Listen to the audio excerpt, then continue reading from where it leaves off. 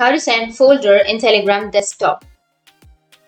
So if you want to send folder in Telegram desktop, then first what you need to do is simply go with the folder that you would like to send. For example, once you choose the folder, now right click on it and then go with compress to zip file. Click on that option. Once you click on it, now it will create the zip file right here. So you will have the zip file, right? So once you have the zip file, now you just need to simply open up your Telegram application. Once you open up your Telegram, make sure to log into your account. Once you've logged in, now you need to go with the chats, any chats that you would like to send. For example, I'll be choosing a chat and then go with the left, which has the attachment, and go with the document or photo or video. And then you need to choose the document which you have just extracted as a zip file.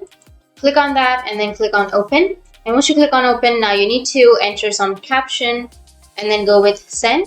And that's it. That's how you can send a folder in Telegram desktop. And if you have any questions, feel free to comment below. Thanks for watching.